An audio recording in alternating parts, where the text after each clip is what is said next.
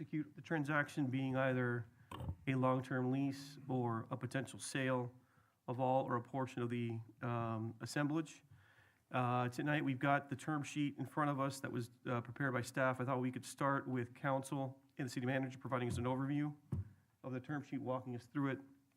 I believe that with us is also our outside counsel, Mr. Delgado and Mr. Fernandez here, who can also help address any questions we have. Once we kind of go through the term sheet and ask any questions of council or staff, I thought we could then invite our developer partner to make any comments or present any proposed modifications to address issues. And then we could wrap it up, hear public comment, and have a discussion, and then hopefully take some action on either of the two options or decide that this isn't worth pursuing. Does that sound like a good way to proceed? Any objections? Okay, so with that, Mr. Manager, Mr. City Attorney, if you can give us an overview of the term sheet that's in front of us this evening. Certainly, Mayor. So you have, just to give you an idea of what's in your packages, you have the manager's executive summary that includes an additional financial analysis, but I'm going to focus on the memorandum that was a little further down. It's dated March 30th from me and Lily regarding the term sheet, just to kind of walk you through what the big picture items are, okay? The term sheet is essentially a listing of the different terms that would go into the eventual agreements that we call the project documents. They govern the design, the financing, the development, the operation, the stabilization, and even the eventual conveyance of the project. The structure of the deal that is proposed in this is a 99-year ground lease, okay? And the eventual documents that we call the project documents would include this lease, one lease per phase, and I'll get into what the two phases are, and as well as a construction management agreement, which would cover the development of the civic portion of this overall parcel. It would also include a master development agreement, and there would be other supporting documents such as a vertical subdivision, declarations of restrictions, easements, reciprocal easements, those kinds of things, okay? The property itself, it's this City Hall property, the library parcel, Gene Willis Park, and a portion of the roadway that is between Gene Willis Park and the City Hall property. Okay, so that's the overall property where the development would occur. Phase 1 includes all of the civic improvements, which are, and you'll hear other options here, but the main thrust is 54,700 square feet of civic improvements. That would include a library, that would include a police station, and then all of the City Hall functions. It would also include a new and reconstituted Gene Willis Park, enlarged over the size that it is now. It would also include 100 parking spaces inside the parking garage of Phase 1. Those would be 100 dedicated spaces for the city. That's the civic improvements portion of Phase 1.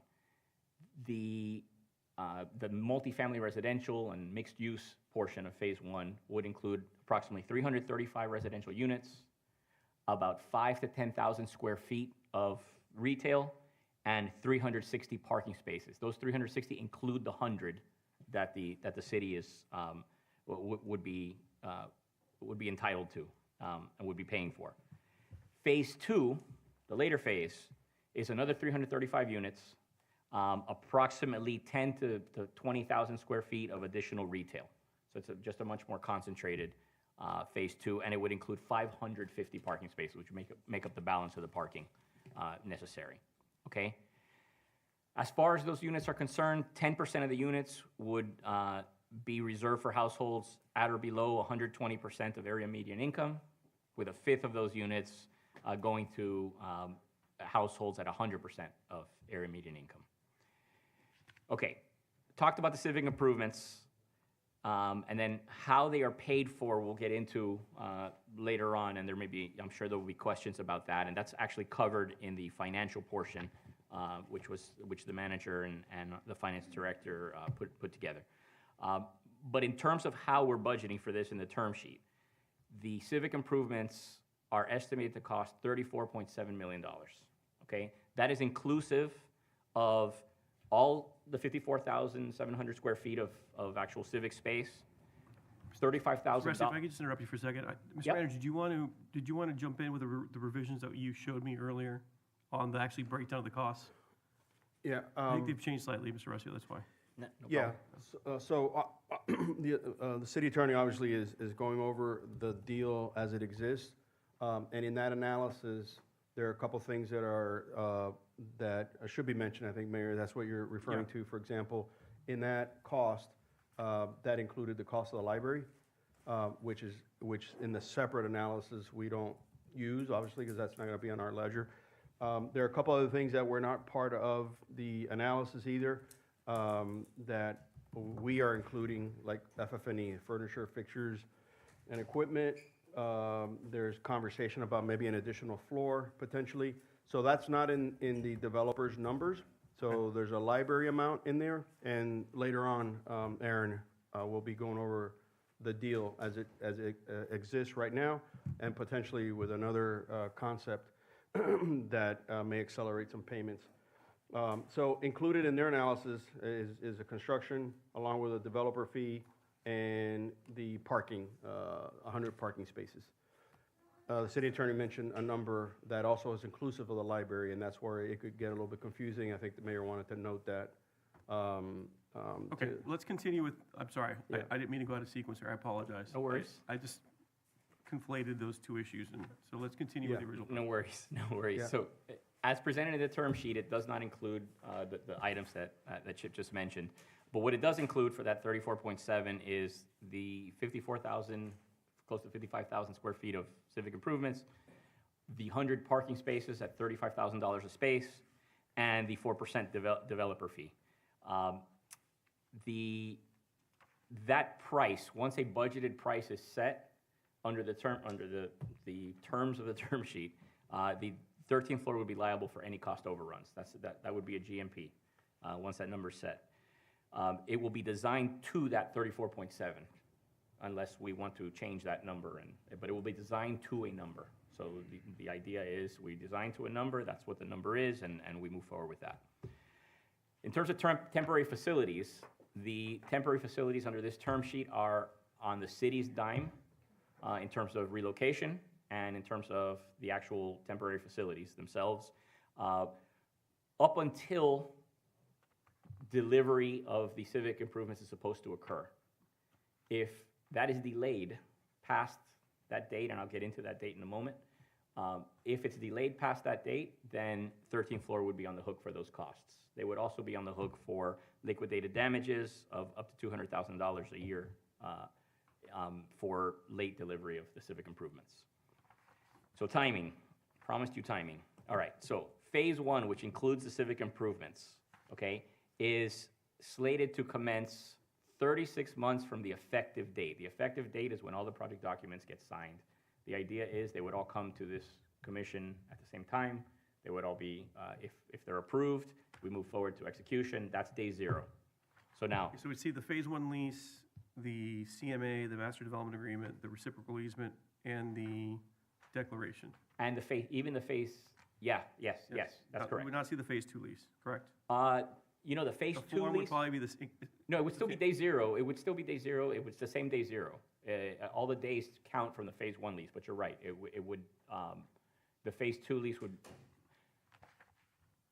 I'm trying to remember. I think the phase two lease, it would be approved. It would not change. okay. But I don't know that it would be executed at that time. But that would still be day zero. The way this is set up is day zero starts when the phase one lease, and all timeframes run from that time. So phase one would have to commence construction 36 months from that effective date, and they'd have to complete it 5.5 years from the effective date. Phase two, again, running from the same date, would have to start on or before 6.5 years after the effective date, and finish 9 years from the effective date. Now, if they finish phase one early, there's a provision here which would require they start phase two within 12 months of that early finish date. Okay? Payments, generally, okay, because there'll be more focus on this, but I just want to give you kind of a flavor of what this means. At lease execution, so on day 0, there's a $500,000 payment to the city. Then at commencement of construction for each phase, there's a separate $2 million payment for each phase once each one starts construction. And then upon completion of construction, there's a minimum annual rent of $600,000 per phase. Okay? That minimum rent is, if in the event of a delay, that minimum rent will kick in at a certain date, the dates that I told you before, and if they have not completed it by that date, they owe the 600 plus an extra amount. For phase 1, that extra amount is $225,000 a year. For phase 2, it's $400,000 a year. Okay, that is some level of protection for the debt service that the city would incur in paying for the civic improvements. So that's what the aim of that is. That number, $600,000 per year, grows by CPI every year. Okay, again, from every year from the inception of phase 1. So it's growing the entire time. And Mr. Resio, at year 9.5, which is the delivery date for phase 2, the Yeah. rent for phase 1 and phase 2 would be the same. So, right, it's. Yes, Read it correct. correctly. That's right. That's right. That's exactly right. We're not starting at $600,000. Correct. Correct. That's right. CPI up to 5%. I should have added that. There's also a participation component. That is 4.25% of gross revenues, less the minimum rent that they're already on the hook for. Whatever that difference is, they would also owe that. Okay? There is also a one-time transfer fee. So the first time that they transfer each lease, the city would be paid the greater of $400,000 or 0.25% of the gross amount of the consideration. So whatever they sell it for, when they sell it the first time, there is another payment to the city. Okay? The library. The library is part of this property, as I explained. It's part of this agreement. We will have to enter into a long-term interlocal agreement with the library. There is a contingency in the event that we cannot come to a deal with the library, although I certainly think we can. But the timing, we have 9 months to get a deal done with the library following the effective date.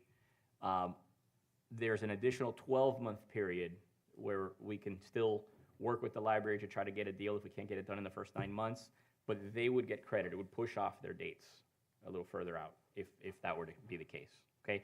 Worst case scenario, if we can't come to a deal with the library, we would the site plan would be modified to exclude the library parcel.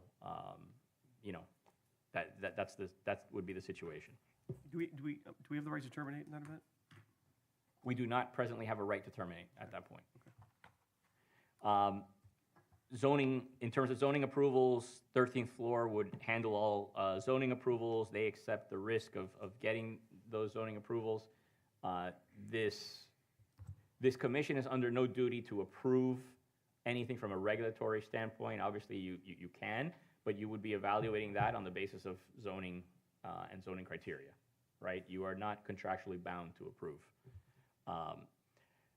There are also, beyond that, there are generally financing and lender protections, basically to entice a lender to and investors to put money into this deal to make it happen.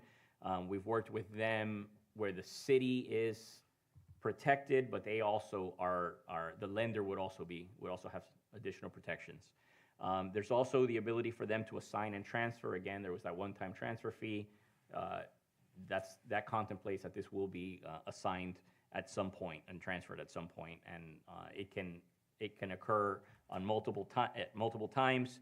There are provisions for what constitutes an acceptable operator and what constitutes it has to be a reputable operator. So that there is the ability for us to evaluate, the city to evaluate who would be a potential transferee. And then there are indemnity protections. These are where 13th floor is indemnifying the city for certain things, including, most particularly, challenges to any of the zoning approvals and to any of the project documents. Anything that we do, they have a duty to defend that. And they would use counsel of their choosing, subject to our reasonable approval. Now, they do have the ability to settle with our approval, and they also have the ability, if this doesn't look like it's going in the right direction, they have the ability to terminate all of the project agreements under that scenario. So that's the overview. I can answer any questions, or we can move to the next part. Mr. Manager, did you want to add anything, or? No, I think when we go over on the presentation of the offer, we can clear up a little bit more what you wanted to introduce, which Sure. was some of these elements that maybe are not included in the analysis to break away what may be library separate from our side of the ledger, which is our costs. Colleagues, any questions of the attorney and manager as to the draft term sheet, base term sheet? None? Just, I have a couple quick questions. One is, again, we discussed this before. This is the description of the premises. I guess we assume here in the draft on page 1 that it may be expanded, as opposed to saying that it does include, subject to. So if we can clean that up, and Yeah, then. we'll note that. With respect to the additional access road from 62nd, which would be like the eastern portion of 73rd Street Yep. that we've discussed, is there any affirmative obligation on the part of the developer to pursue that additional access? Not at this time. That's certainly something we could I incorporate. think it's something we Yep. should incorporate. Yep. And then I think similarly, just because I'm concerned about the feasibility of preserving the open space that we're required to, I think we may need a termination right with respect to our inability to kind of negotiate an agreement with the library. So those are my 3 points. I don't know if anybody else had anything they wanted to.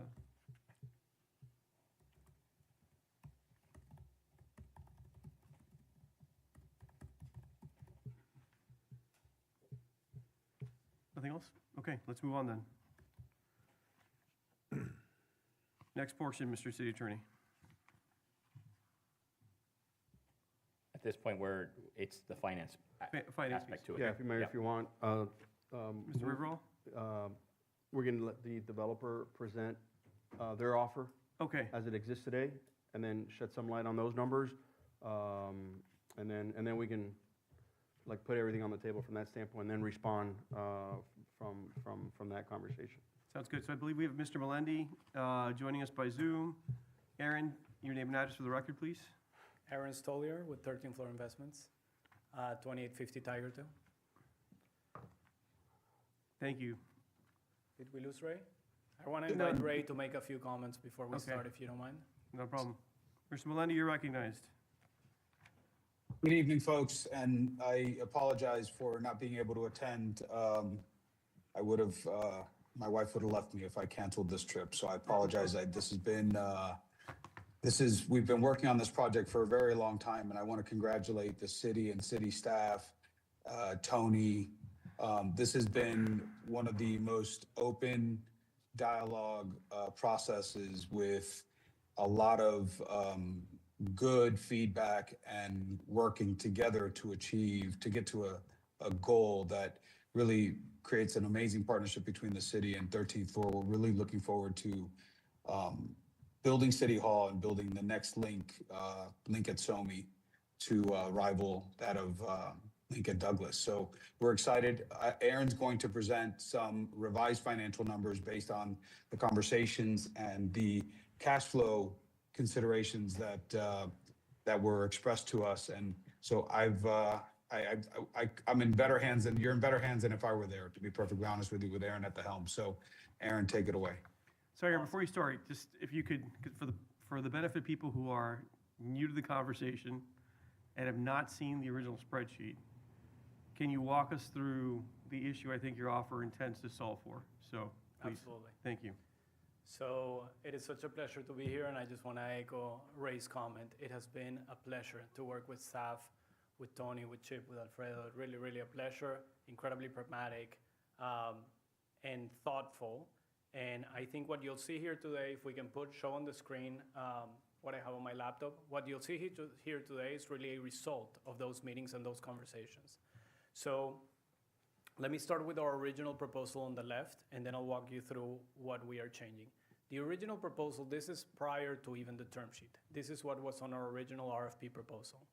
So we had proposed to do a $500,000 signing payment when we execute the agreements, $2 million upfront rent when we break ground on each one of the phases, and then a $400,000 base rent per phase, and a 3% participation rent.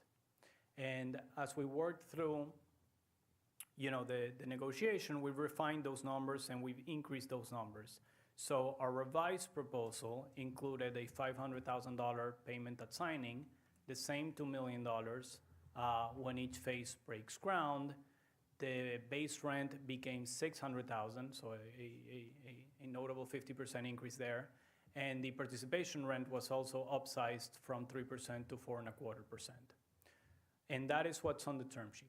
Now, when we worked through the cash flows and the financial picture for the full term of the lease, and we started to see, what does it mean for the city year by year, we've noticed that there were a few years where there was a negative balance to the city or a shortfall. And we put our heads together, and what we'd like to propose here today is a revision to the term sheet where we basically pay an additional $1.3 million per phase at ground break. And what that does is that it helps solve the negative years, so that in no event the city's bank account has a negative number. So the cash flows from the project, inclusive of the signing payment, the initial rent, this additional initial payment, the base rent, and the participation rent, if you look at it in the aggregate year over year, there is always a positive balance on the city's account. And so our proposal is really to add that $2.6 million to our offer and eliminate the transfer fee, because the challenge with the transfer fee that we had on the term sheet was 1/4 point, which represented $400,000 on the initial transfer. The challenge with that transfer fee is that it's very hard to underwrite. We can't tell you exactly when we're going to sell. Can't tell you if that's going to be at stabilization or if that's going to be 2 years later, 3 years later, and it's really hard to count it. And it doesn't really help you because upfront is where you have the negative shortfall. And so the way we've solved it is let's pay $2.6 million more upfront, and that really solves the issue. So Aaron, just to clarify, the original spreadsheet that was proposed had negative cash balances. There are some early years, but the years 8 through 16, you had deficits between total rents and taxes estimated to be collected from the value of the improvements, taxable value of the improvements, of between $27,056 and $527,000 and $527,626. So essentially, you're saying this proposal eliminates those deficits in years 8 through 16 and in the early years, which I think were years 4 through 6 from the spreadsheet I'm looking at. It does, and I have a page number 3 on this presentation. We'll walk through exactly Okay, that. great, thank you. So this one, it's a little small. Hopefully you can see it, but it walks you through, the big picture financing summary from the city's perspective. So the bond principal, as the city attorney mentioned, is $34.7 million, and there are two scenarios for how to finance that. There's the 4% and the 5.5%, which we can talk a little bit more about with the CFO if you'd like. But in essence, the way we thought about it is let's propose a scenario where we do half at the 4% and half at the 5.5%. And those are these numbers here. So effectively, because this is a 35-year bond financing, the first 5 years are interest only, so the payment is lower. And then 25 years, it's the same payment, but it's amortizing, right? So it's So- 30 years, not 35. 30 years, Okay, sorry. yeah, 30 Aaron. years. Then the next 25 years, it's amortizing. Aaron. And so, Can I apologize? Because I think it's B, so we don't lose this thought. I mentioned earlier the library being in the number. And Yes. correct me if I say anything. Out of that 34.7, roughly about 7 million is library costs, right? So I wanted to introduce it now so you kind of get the picture of the number that we said earlier. And so sorry to interrupt. correct. No, that's a good point. Every number I'm showing here today includes both the cost of the library and then it includes the totality of the revenues. And so in essence, if the library was to be deducted and there's some revenues that would be reduced, this is an aggregate picture of the whole thing. So in essence, the interest-only payment is $1.6 million per year, and the amortization payment is $2.4 million per year. So if we do this blended strategy, the savings are in the range of $200,000 per year versus the 5.5Ks. So now let's go to our payments. So we have a $7.1 million upfront payment, which is the combination of the $500,000 upfront, the $2 million per phase, and the $1.3 million additional per phase that we brought to the conversation today. That is a total of 7.1 upfront. And then the ongoing payments are the 1.2 million, which is the 600,000 times 2 because it's 2 phases. And the $82,000 is our projection of the participation rents. All that grows at 3% is our projection. And then the city's portion of property taxes for both phases is 450. So in essence, the upfront payments to the city are 7.1, and the ongoing payment to the city starts at 1.7 and then grows with inflation from there. Important note is that the bond is a fixed payment over time. Our payments, because they are tied to inflation, grow over time. So in essence, you have a few years of negative, and then you come positive. How do we deal with the negative? That's how we increase the upfront so that you can draw from the upfront payments to cover the negative years until we become positive. So the net present value of the ground lease is somewhere between 59 million at 4% discount rate to 33 million at a 5% discount rate. And now I'm gonna walk through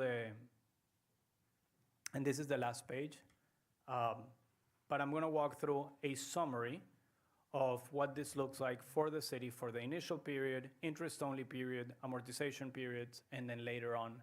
And let me know if you want me to zoom into this. I don't know if you can see the actual numbers, how big they are. We can, on our screen. Is it okay? Yeah. Okay. So in essence, you have, let's talk about pre-ground break. This one is fairly easy. There is no bond payment because we haven't started constructing the city facilities or drawn on the bonds. There is the $200,000 per phase at signing for a total of $500,000. And that can go on an account and earn a little bit of interest. That's it for the first pre-ground break period. Then we go to when we break ground, the interest-only period. So in years 3 to 7, the city is paying $8.2 million of interest, which includes those years of bond payments, which were only interest only. That's $8.2 million. Our initial rent plus the 1.3 we're proposing to add, and our base rents for those periods add up to $9.2 million. The projected property taxes from those phases, $920,000 for a total of 10. So effectively, the city has 8 going out and 10 coming in for years 3 to 7, for a total of $1.9 million going to the city's bank account, and we've added what a nominal interest rate there could be. So the city's bank account has $2.7 million associated with this project. Then we enter into the early amortization periods, and this is when the city's bond payments shoot up because now we're amortizing, so it becomes $2.4 million per year. So in that scenario, the city has $12 million total. Our phases produce $7.4 million, property taxes 2.5. Total revenue to the city is $9.9 million, so there's a $2 million shortfall, but because we had 2.7 on the account, effectively the city has $950,000 positive on the account. And then I'm not gonna go through every year, but you see the picture here. Effectively, the point is the $1.3 million was really to solve for the city's pain point of not having to have a negative bank account, effectively, Aaron, associated just- with this project. I think Commissioner Rodriguez had a question. Yes. Can you run us through the assumptions in the early years? What, the IO period is phase 2, assumed to be delivered in what year in year 3 to 7? We are assuming, here, I'm gonna pull it up so that I can be very precise with my answer. Well, if you want, I'll tell you, my question is, you have in the 10 million that you're saying, 8 going out, 10 coming in, you have it from years 3 to 7, but that's already including that by year 3, you're gonna have phase 2 done. Yeah, that's But you won't. that's adding everything that's happening in years 3 to 7. Yeah, So it doesn't so include it's that really we, like year 7 only is when the full 10 million will be coming in. No, the So- full 10 so the 10 million is the aggregate of the 5-year period. Okay, So yeah, that's, yeah. it's not, that's not, just to be clear, for everybody who may be Right. watching, this is not any annual revenue. It is But I'm total saying the revenue. full 10 comes in at by year 7. The full 10 comes in, yes, but By what, full- I guess the question is, Aaron, what portion, can you break it down by year? So the Yes. commissioner can see what the cash flow is during that 5-year period? Yes, is my computer here still visible? Yes. Is it too Yeah. small? No, we can see it here. Okay, so effectively, you have phase one breaking ground on year three, which is $3.3 million of upfront rent payment, right? That's a 2 million plus the 1.3 that we've added here. And that delivers 2 years later when you start paying base rent and then participation rent and property taxes associated with that one. And then on year 5, we break ground on phase two. And phase two delivers 2 years later, and that's when we start paying base rent and participation rent for phase So two. Commissioner Rodriguez, I think the bulk of the revenue is made up of the upfront payment per phase, Yes. and then the additional 1.3 per phase. Correct. Yeah, I know, I got that. I was just 8 going out, 10 coming in, but the 10 comes in year 7 No, no, it does not. in full. Well, in full, but In you've full. got, of that, you've got, again, 7.25 million comes in years 3, 4, 5, right? So the bulk of it is front-loaded, I think is how they've solved this problem for us. Correct, because we're paying $3.3 million per phase to break ground. So 75% of the money is in our account in the first 3 years. And if you would like to see a particular year, this spreadsheet shows you year by year for the totality of the 102-year lease. The other one is more of a summarized version where we are just adding up for the periods of time. Mr. Rusty, just to remind us, how do we, because there is a risk here that they're delayed on phase 2, what again is our protection in the draft term sheet against a delay? 200K? So when there are outs, 200K for us, for our delays in terms of our relocation back into the facility, but what is the number? so there are two protections, right? So if they deliver in year 3, if they deliver in year, was it 5 here, For phase one, for phase 1? yeah, for phase one, they would have They've to, got to start construction within 12 months on phase 2, correct? yes, that's correct. Okay. That's right. So they'll deliver 36 months or 30 months thereafter? Correct. Now, they do have outside dates, Yeah. right, beyond that, if they're, delayed. But Where if they fail to start in year 5, rent becomes phase due after a certain date, right? So okay. for And is phase, there an escalator for every year they're late? the rent is growing the entire time, Understood. not the upfront. The annual rent is I growing. thought I heard you say there was an additional penalty. if they There is, fail- there is an additional penalty when they cross certain completion dates. Okay, There's an additional penalty. If they're slow on phase one, it's 600,000 plus 225. okay, If it's on phase two, it's 600,000 plus 400,000. So Okay. $1 million a year. so until essentially, they're paying us the lost tax revenue That's right. associated with that. That was the concept. That's Yeah. the intent. Yep. Okay. Questions about that? No? Sorry, Aaron, continue. No, that pretty much covers, I mean, the Sorry, Aaron, we're going to recognize Commissioner Kaya. for I know we were just talking about assumptions and all that. There was a conversation with our consultant regarding the discount rate and the inflation rate that was used. Why don't we let him finish his Finish that presentation, and and we'll we'll come come back back. to that. I wrote a That's note, good I'll come back question, to it, yeah. it's fine. Yeah. This is really the last page. I do have a sensitivity. Oh, there you go, thank you. Just Yeah, answered it. a sensitivity to show the various, so the two main assumptions for net present value that drive the number are what you assume for rent growth over the next 100 years and what you assume for discount rate, right? Which is what rate are you discounting those future cash flows to get your present value? So there was a discussion about what is the right discount rate and the right rent growth to use. We've used 3% for rent growth, and I think the city's consultant was more comfortable with a more conservative 2.5%. I think if we actually took the time today to look at the historical Miami-Dade County, and we found that it's closer to 4% since the 1970s, so that's like 40-year track record, 50-year track record. And then you can also make the argument that this is a good part of town, so a good part of town is probably even better than than the natural, gross average of Miami-Dade County. So we think that 3% is fine, is a fair assumption. And then the other one is discount rate. And when we think about discount rate, the thing to keep in mind is that in the ground lease context, where you have a very high base guaranteed rent, those payments are senior to everything. They're senior to the they're senior to the mortgage, they're senior to equity, they're senior to everything. So they are very, very secure. So we think a discount rate on the lower end makes sense because of that. Versus some other ground leases where there may be some profit participation that's really more subjective. Here, having a high guaranteed rent, it's something that the city will absolutely get. So we think a discount rate of 5 made sense, but what we've shown here is the net present value of a ground lease versus the net present value of a sale case in the various ranges of inflation or rent growth here and discount rates here. So the table on the bottom really gives you the delta between the ground lease and the sale, meaning how much better is the ground lease than the sale from a net present value perspective. So assuming the more conservative assumptions, it's $8 million better, and assuming the less conservative assumptions is $36 million better. So somewhere in Oh, that Aaron, range. great footnote at the bottom. What's the footnote?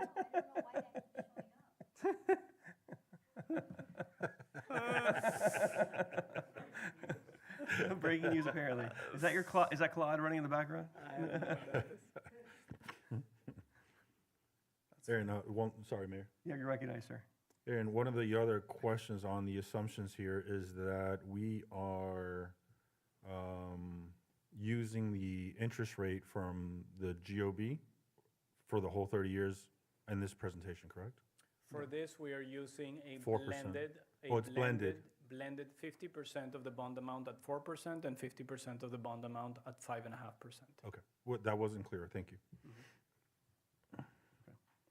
Aaron, anything further? And Hold nothing on, else I'm from me. sorry. No further So questions? Go ahead. the GOB limitations that we're gonna take is roughly, what is 50% of what, 34 million? No, it's actually less than that. 17 and a half. But that's of the full 34, right? 34 divided by 50%. 2, yeah. But the library, are we using the GOB for the libraries? The No, so I think 34.7 we includes would the be, I mean, my thought would be we would only finance the amount of our contribution, which would be, I think, in the managers were 4.1 million, plus the construction management fee on that number, correct?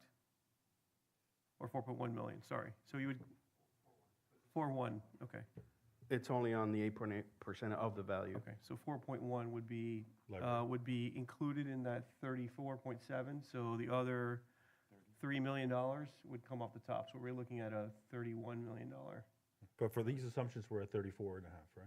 correct? Total, Yeah. okay. Correct. And the reason I want to bring that up to my colleagues is that one of the discussion items that I want to have with everybody is the extra floor, which this would be that number. Wait, time out, repeat that?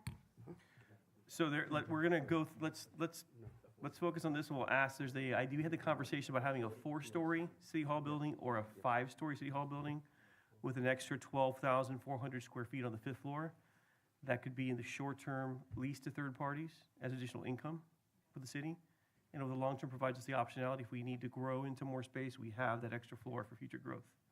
So that is an option we have to decide on if we want to pursue that as part of the financing and the execution of the project. Oh, okay. That's not in the base term sheet, correct?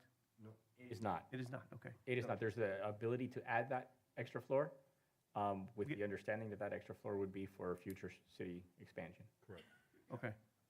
Can I just ask something? Yes, ma'am, you're So- recognized. So it's more to Commissioner Kaye. Yes, have a colloquy, go So ahead. were you extrapolating that then that extra floor would eat up that difference between the 20-something and the 34? If we kind of took the library out of play? Mr. Manager, correct me if I'm wrong, but we just said that the library would account to $4.1 million. What was the number, I'm sorry? No, I'm sorry. 7.257. The 4.1 is the value of the 8.8% of the total deal is the value. The library is roughly about $6.9 million, call it $7 million. So really for purposes of that, if you want to forget the 34 that includes the library, if you're going to use it like part of our debt, our portion is about 27.5 million.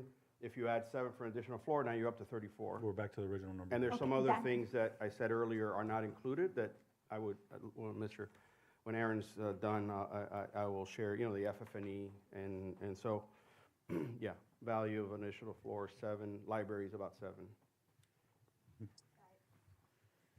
Okay. Questions of Mr. Stoller? Anyone? Mr. Rodriguez? Good? Yes, ma'am, you're recognized. When you're talking about the timing, and tell me we're going to discuss it later if we are, would we stay here until demolition happens and then move out? Like, or would we just move out? No.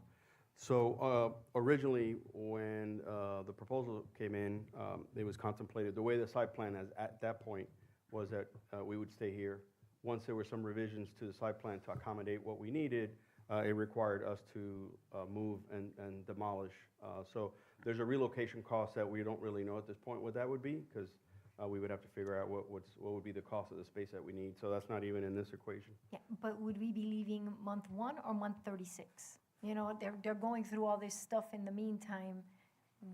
We that would be they're not leaving, we would be building. leaving before day 0. So they have to give us notice 90 days before day 0, at which time we have to have abandoned the premises. Okay, so 90 So- days before day 0. Yeah. Perfect. I mean, that's for the notice period. We can leave up the day before day 0. Yeah, correct. Yes, sir. So, Mr. Manager, are we gonna talk about that at all today? Is that something that we're prepared to talk about, different options for moving, anything like that? No, we have not, I mean, FF&E as well, or no? FF&E, yes. We have an FF&E number. We do yeah. not have a relocation cost number. Correct. And we know, I mean, from the standpoint of the non-police activity is pretty easy to fix, right? Police is the one that complicates it a little bit as it relates to which space may be able to accommodate it.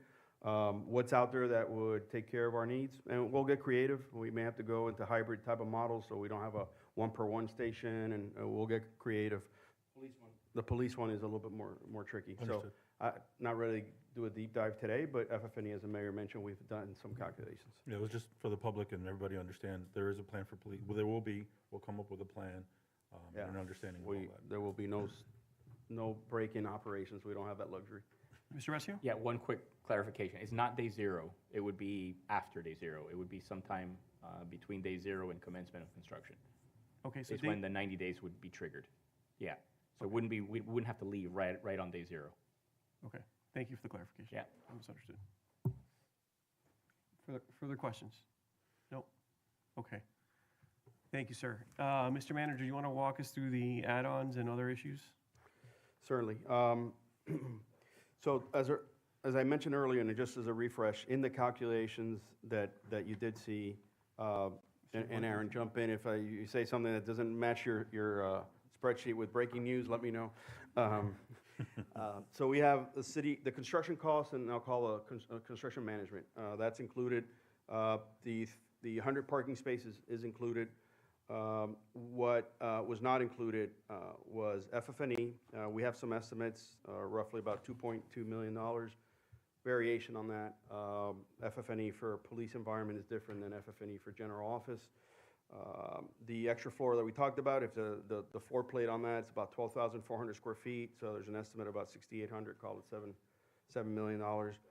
The other issue that is not in the calculation, which we raised, was, and I'm sorry, 6.8 million on the extra floor, plus construction fee brings it to about 7.1, just to correct the number I'm providing you. And then we talked about the interlocal that we had with the county, which would generate 8.8% of value of the deal to the county. And so the issue there is, as the mayor mentioned, paid up front, so we have to account for that in our initial costs and borrowing.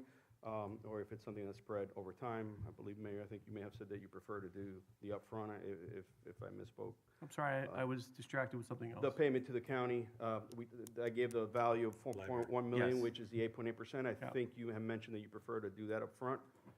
So if we have to borrow, we have to account for that. So in revising the numbers from the standpoint of the deal, although this said 34 million with the library, I'm just going to talk about our portion, including construction and all these line items that I talked about. You're looking at about 40 million, 0.5, so 41 million would be the out-of-pocket. Again, just to be clear, what the model that Aaron presented has construction management costs, and the 100 parking spaces. So the additional floor, FF&E, and the library portion is not included in that model. So that's why we're making you aware of that. There's an extra cost there that would have to go into, our financing and borrowing. Obviously, that changes a little bit what happens, although as a developer has come forward to restructure the deal to help the city from the standpoint of averaging out and having positive cash flow throughout. This changes that a little bit because of additional burden. Now, there could be different ways in dealing with that potentially, and we can try and mitigate for it somehow. But I just wanted to kind of put it on the record. Mayor, I think that's what you wanted me to share for the most part, I believe, and certainly you're happy to answer any questions. And, I'll take the moment now that I have the mic just to thank certainly 13th floor and the extraordinary effort to do something on your anniversary vacation, Ray, and certainly Aaron and team, certainly in Corwell, the architect as well, have been a great group to partner with, very transparent, and I certainly appreciate, their transparency and sharing of information in this effort, obviously from our city attorney to the finance and Alfredo and Sam, the team. So happy to answer questions that haven't been addressed yet. Thank you, yes. I think Commissioner Rodriguez had one, then I'll recognize you, Commissioner Bonich. To the manager, just one of the items we should also account that's not part of the number would be audio-visual, which we obviously will be using, and low voltage. Yeah, typically, well, in some of the FF&E, it's somewhat accounted for. In this case, we have sort of state-of-the-art technology in this space that we would want to repurpose. And Just take it with us, with the chairs. we will. That's what he's Before we saying. demolish, That's what he's saying, I know. we'll take, from the standpoint of how we run the meetings and how it's wired, some of the stuff can be repurposed. Some of the equipment that we have in the closets, I mean, it's really up to date. Don't forget the vault, please. The vault? Yes, please. I'm scared to go in that vault. So there may be a component there we may have to add that we may not account for, given a piece of equipment that we may not be able to transfer into the new chambers. But we're pretty state-of-the-art here, and the city has made a good investment as it relates to that. You're in the business, so you know that there may be some additional cabling or things like that that are not And there's captured. always upgraded cabling. Correct. Cat 6 to, who knows, by the time we do this, Correct. where it'll be at. There's going to be a cost for removal and reinstallation. So Yeah. just may not break the bank, but it's just still, We'll have artificial commissioners. Yeah. So, will be holograms. yeah, exactly. But just, money that we're still going to have to account for. Understood. Commissioner Bonich. Okay, just so that I'm clear, we went from 34 to 27, then possibly adding back the 7 if there's an extra floor, taking us back to 34, plus these things. If I heard you correctly, you said it would be approximately 40? 40.5, call it 41. Okay, thank you. And if you take the 34 that's in the spreadsheet and forget that it includes the 7 for the library and just make it our cost, we would need another 7.5 to that 34, right? And that sort of changes the And dynamic. Commissioner, Okay. I think one thing for us to consider, because we will have successive budgets between now and the day we go to market. I mean, depending on what our revenue looks like, we could pay for some of this out of pocket. So we could certainly reserve the $2.1 million, right, for furniture and fixtures, and just pay that as opposed to borrowing it. So we do have those options, but I think worst case, we're looking at, $41 million. Yep. Okay. Mayor, also, I mean, just for food for thought, along those lines, I said that maybe there's some things that we can do. We have a couple capital projects that maybe, aren't ready to move forward, but maybe could be part of the GOB because they're parks related, Dante Facel building. But we have cash that we've allocated. If we wanted to pay down some things, we could. That way to make the deal fit better as it relates to, being upside down a little bit on outer years for a number of years, if we have to go up to the 40.5, 41 million. Vice Mayor. Thank you.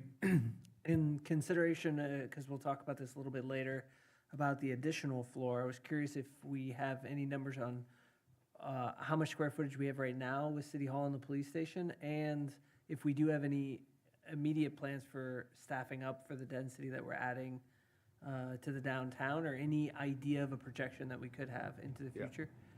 And in my, sorry for the diversion a little bit, I also want to thank Manny and Albert from providing a lot of legal support. It's something that's a very complicated deal and helping with our team. Vice Mayor, I'm going to have to look back at my notes on the current police headquarters, because I think that was your question. I don't remember the Yeah. number off the top of my head. So we'll look for that while we're here and try to give you that number. As it relates to long-term, I mean, the issue of an additional floor, I think would be a good long-term strategy for the city, given that the way this has been, I think we've been pretty efficient in the allocation of space. As you know, we brought in our consultant as well that worked on the prior police department and had worked on those spaces, so knew that really well. But depending on what happens with the city, both from a density standpoint and or geographic, some point density you can take on because it's very concentrated, although that generates additional calls. The geographic expansion, for example, going to the north and annexation, that creates a responding issue, maybe additional zone. And so there's definitely an additional workforce. On the police side, it's not a one-to-one because obviously they're out in the field, they're not in an office. But by ratio, you're going to end up needing support positions that end up, additional detective and things like that do expand a police department. So therefore, the additional floor certainly would give the city a strategic advantage as it relates to be able to accommodate that expansion at some point, because I think it'll come either by virtue of geographic expansion and or density. Great, thank you. And again, just for, if we do end up looking up anywhere, just the square footage of City Hall and the police station would be great reference for us. As proposed or as current? Current. Current, okay. Okay, Commissioner Kaya, you're recognized.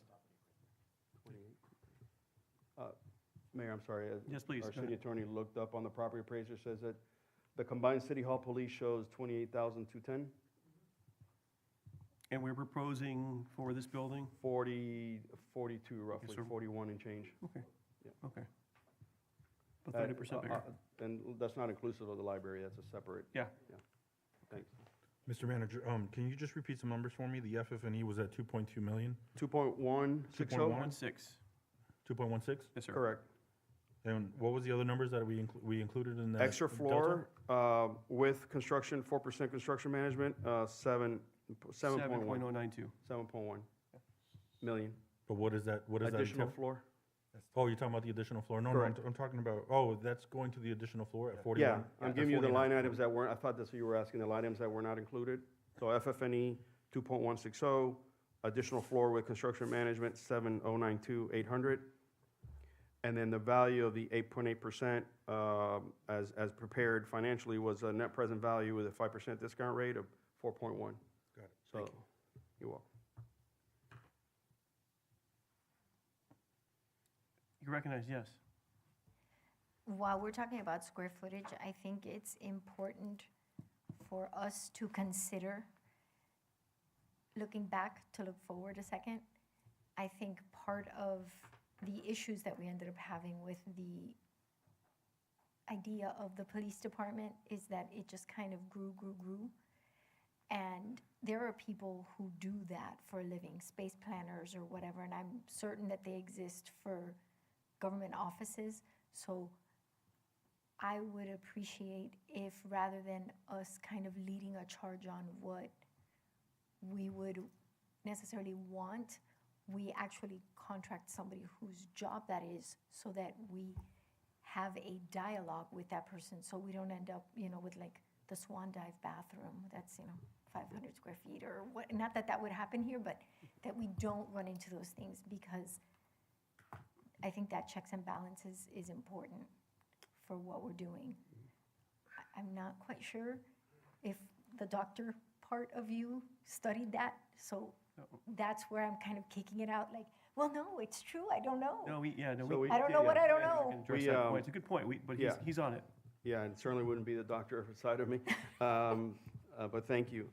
We did bring on board as exactly for the reasons that you stated, right? Somebody who's in that space and does that for a living, and Mr. Eddie Egea, who was part of the group that designed the previous police headquarters. So he very intimate with the spaces, because a lot of it was conversations, and seeing exactly what the needs were.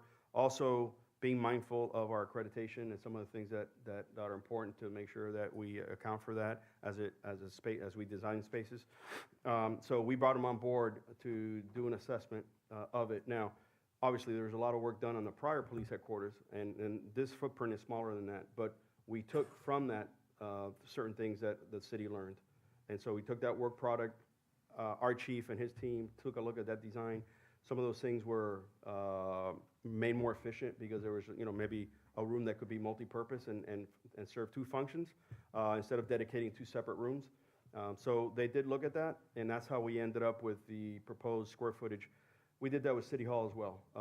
Eddie, the 13th floor team did it originally, a little bit more general in nature. They walked the spaces, and then we fine-tuned that when Eddie came in and we did a space planning exercise where he took a look at our functions and how it was laid out and actually provided us.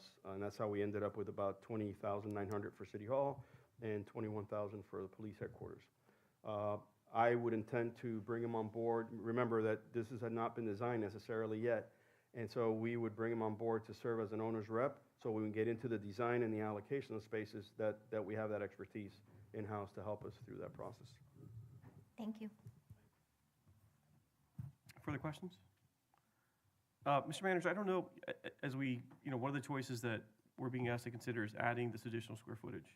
And so I don't know if, one of the opportunities I think there's an opportunity to, in the near term, obviously rent that at market. And I'm assuming the way to understand what we would need to get by way of a minimum return on that is roughly the cost of our debt as a percentage of the cost of construction. So if we're borrowing at a blended 5%, right? We need to get $29 in rent, triple net. I don't know if that's something, Aaron, am I thinking about it the right way, or Mr. Melendi? Okay. That's so- correct. Okay, which I think is a pretty safe assumption that we could get well beyond $29 a square foot triple net in this market. Certainly with the intention that You gonna shake your head no? I'm sorry? This is for expansion of City Hall. No, understood. I think there's The short term. look, does it make it, again, it makes that floor taxable, correct? Does it make the Yeah. whole building taxable? Oh, Correct. Okay, so, unless can we do condo? Sorry. no, it's not a condo. It's just the property appraiser will treat that floor distinctly. Will not treat Just the whole. floor? Well, The whole building will not become taxable if we rent that one Oh, floor. yeah, we're asking the same thing. it also influences what our ultimate intention is, influences what the bond. Whether that portion of the bond is taxable or Correct. non-taxable. Correct. Understood. So, but the point being, whatever the cost of the carry, I think it's a pretty, sure bet if we decide to go third party, that we're gonna easily exceed the cost of the carry for that extra square footage. I think it's If you needed to pivot to that. correct. I think it's worth doing for that reason. The other thing is, there's also the opportunity that we haven't really studied, which is, Mr. Manager, how much of our functions that are externalized in other spaces could be consolidated in the building. So I would think, maybe parks could be, if it's appropriate, some parks employees could be returned to City Hall, which allows us to take space that's built up and dedicate it back to green space, or put it back into service for recreation. Yep. So I think those are things that we really maybe have not fully studied, but it provides us that opportunity as well. Yeah, and So- Mr. Mayor, in this case, Public Works and Parks were not sort of given a space, they were given a shared space. Yep. Obviously, because we have directors and staff that come, but, so that could still be something that the city may contemplate potentially about bringing certain people in-house that would require that space. Correct.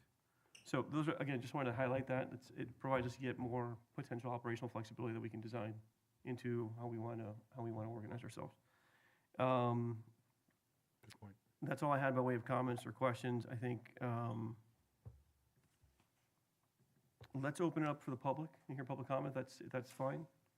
And I think we've all heard all the information. I think for the public, if there's anyone who wants to speak on this item, now they've got the benefit of that information, we can invite them up. So if there's any member of the public, this is not a public hearing, but we're going to invite any member of the public who'd like to address this commission on the project or the potential project to please come forward at this time. Mr. Ward, I know you've been waiting patiently, so I'll recognize you to start.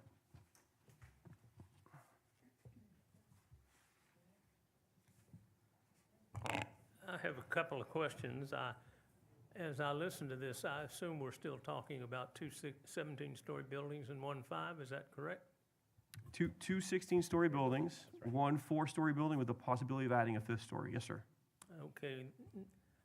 I've always, when I first heard of this, I've always had the question, where is there a place in the city of South Miami that could house this administration or this political and administration of the building and the police department? And I am now assuming, and if I'm wrong, that the 5-story building will probably be built first and you all will stay here and then move into the new building in the library also?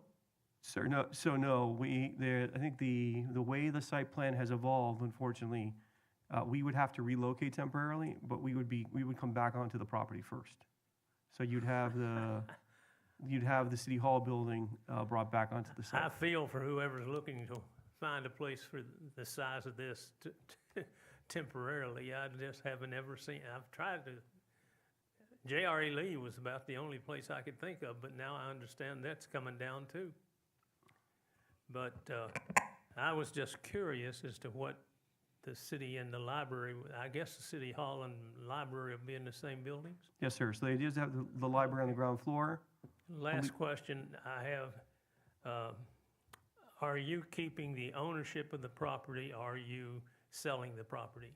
The deal that was presented was, the deal that was presented, just discussed, is to keep the ownership and lease two portions of the property for 99 years. The balance would stay in public control. Well, in closing, I just have to say, as an educator, you're always very glad to see one of your former students succeed. And I thought he did a very good job tonight making a presentation. And I'm sorry all of these old teachers couldn't be here to see it. Thank you, sir. Thank you. Is there anyone else who'd like to address this commission in public remarks? Please come forward. Mr. Kelly, you making your way up? Or are you good? Okay. Anyone else? Okay, with that, we'll close public remarks. Is there anyone online, Madam Clerk? No, okay. Mr. Melendi, do you want to say anything before, since we've taken away from your spouse here on your anniversary trip?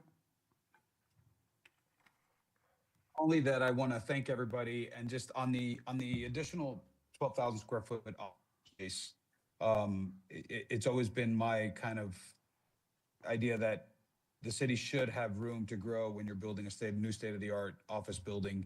The city will grow over time, and I think it's important.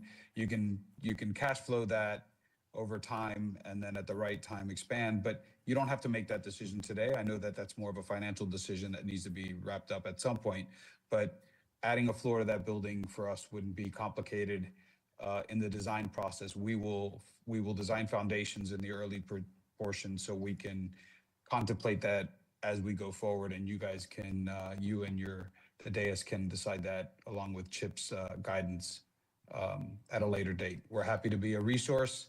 We're happy to bring you the commercial office brokers to help inform you in that way, and however we can, we're happy to be helpful. Thank you, everybody, for your time and your patience on this process. Thank you, and happy anniversary. Thank you. Thank you. Okay, colleagues, how do we want to proceed with the discussion? Do you want to go left to right? And, okay, we'll start on the other end, right to left. So, What, comments? yeah. Anyone want to go first? Any volunteers? I guess I'll start. Okay. When we've had the discussions of selling versus leasing, it has always been, my intent to keep the property in the city of South Miami. When we see the net present values of the properties in the sale versus leasing, it was really a no-brainer in my thought process. I think that just future, like our thought process as commissioners and mayors here for the city of South Miami is really to think about the future. And I think this is how we maintain the ability to do more for the city by keeping property internal and not selling. So I'm glad that, and I give thanks to 13th Floor for being financially and fiscally creative and going through this process to make sure that it was feasible for the city to look into this and really take it into what it's worth. So I appreciate that. I did have a question before we move on. Assuming we vote and it's in the positive, Mayor, maybe we can talk about what the next steps look like? Is it, you know, because for the information of our public, like, we vote today, if it's in the affirmative, what does that look like? What are the next steps? If it's in the negative, what does that So look let- as let's well? take- So like, I just wanted to make sure that Let's the take public that understands question what's going on there. right to the city attorney, and we can, so it informs the conversation. So if we adopt today's resolution adopting or approving the term sheet with whatever modifications, what happens next? We proceed to finalize all of the project documents, and we bring them back to you all for approval. And then what would you anticipate rough timing of that would be? I'm assuming that's going to be your next question. It's a significant, I mean, luckily, we have Manny and Albert to help us through that, and we have willing partners in Ray and Aaron to work through this, and their counsel, they're very able counsel, so we'd get at it, we'd probably be back in after several months, bringing back all of those documents to you, and they would all be presented to you at the same time, with, you know, so you're all voting, you're voting at one time for, you know, it'll be separate votes, but for all of them. So is it possible we could do this or have this back on an agenda either late June or early July before we get into our, Yeah, I we could prefer not to certainly- do this Yeah, during budget season. yeah, we could certainly shoot for that, to get it out, to get it complete. I mean, Aaron, you think we can do that? Absolutely. I think this term sheet is the most comprehensive term sheet I've ever done. It's like 34 pages. I think we just add a few whereas clauses and we're done with the lease. So, absolutely. That's right. The substance is here. Turning this into agreements will be very easy. It really is the most comprehensive term sheet we've seen on these ground leases. It really is. Is that your polite way of saying it's been a painful process to get here? Not at all. It's been a very collaborative I was process. just being a smart ass, sorry. Okay, Commissioner Kaya, sorry, you're recognized again. No, that's all. I just wanted to thank everybody involved, the manager, the attorneys, our attorneys, everybody included, so thank you so much. Okay, so you're in favor of leasing as on amending your term? Yes, I would be. Okay. You want to go next? Yeah. Yeah. So the options that we face are lease and sale. And to be quite honest, I don't think there's a wrong answer. There's definitely positives on both sides. I know Commissioner Kaya has worked on the numbers, Aaron's worked, Mr. Melendez worked on the number, everybody's scrambled, Alfredo's worked on numbers, the manager, city attorney, everybody, to make this work. I, on the other hand, think, from my perspective and my humble opinion, is to sell the Phase 1 property. And Mr. Ward, we would still own the municipal building, land, and the park, which is 32,000 square feet. Why am I in the camp of selling that land? Many reasons. So we have a budgetary number that's here, and we have payments that we have to make, right? But those payments, as we've already been through, don't really take into account the additional floor, the FF&E, the relocation costs that it's gonna cost us to relocate for a certain amount of years. Like I said, AV, the county, we have to revenue share with them, and we're looking at a $41 million build-out. If we do the 50% revenue bond and 50% GOB, we would be taking out $20 million out of our GOB, right? That's a big number out of our GOB. So the way I see it is, by selling the property, this would be probably the last and only opportunity for this city to take in an enormous amount of capital that I really feel would be historic, and we can do many great things. I think our options to set this city in a trajectory of just growth and, like I said, just be historic is by selling the land. Because right now, we don't truly have, like, we have a net present value of that I actually think is off, because we have across the street a closing that's gonna happen in July, that's a 1 acre parcel selling for $22 million. phase one here is a 2-acre parcel. So if we wait and delay, postpone this a little bit, do that closing, then we truly have taken the most we can out of this property. What that value would be, I don't know. But if you think about it roughly, let's say, just to throw numbers, $25 million.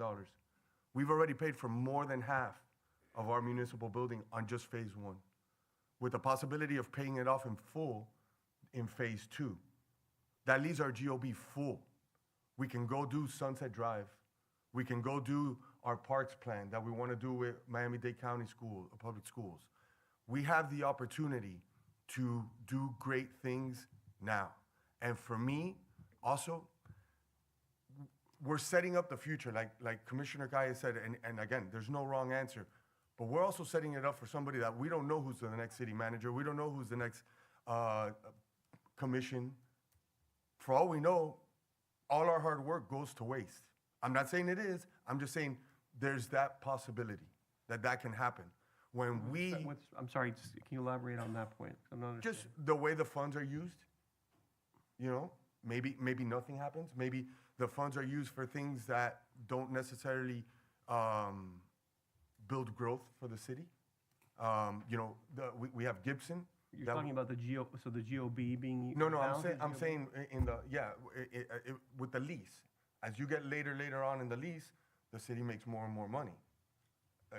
What I'm saying is we don't know how future commissions would handle that money. I'm just giving you an example. That's just one thing. It just, I really feel that our options are much greater. I'll also say this. Sorry, I'm going back. Our residents have voted for us to come in, and I guess I'm the last one that got put up here. And I would say a good majority of the people that I talked to all wanted to see our downtown thrive. And this gives, by selling and taking in that capital, we can give our residents now, not residents 20 years from now, we don't know who will still be here, but give our residents now who put us here and show them that we're gonna build this great city for you now. Because we are able to take in that money and that capital. So for me, this is an opportunity for us to just be that commission that people can look back on and say, they're the ones that set the city on a totally different trajectory, and South Miami has become a city that nobody expected because we've taken in so much capital. It's a once-in-a-lifetime opportunity, I think, because once we go lease, we'll never have that opportunity again. We don't have another piece of land that's valued like these two pieces of land are. So for me, I am on the camp of selling and doing great things now for our residents now. So you want to sell phase one or both phases? I would say we can start with phase one. And see where we are. And then see where we are, and we can always visit phase two. We could do lease or we can sell it as well. See what the value is at that point in time and see what we all decide.